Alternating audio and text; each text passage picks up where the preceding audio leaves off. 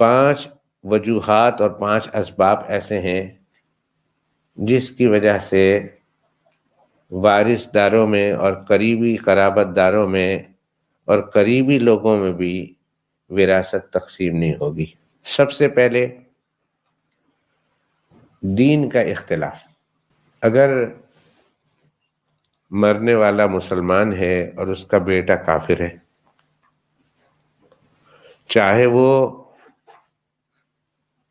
کافر اصلی ہو، یعنی باپ بھی کافر تھا، باپ مسلمان ہو گیا، بیٹا مسلمان نہیں ہوا، یا پھر جم پل تو وہ مسلمان تھا لیکن بعد میں اللہ معاف کرے اس کے کسی گناہ کی شامت کے نتیجے میں اللہ نے اس سے ایمان چھین لیا، وہ کافر ہو گیا۔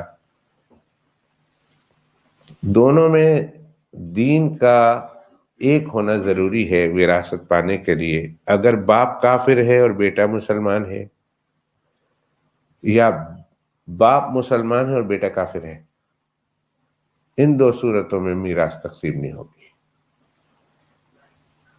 اس لیے کہ دین کا اختلاف ہو گیا۔ اور میں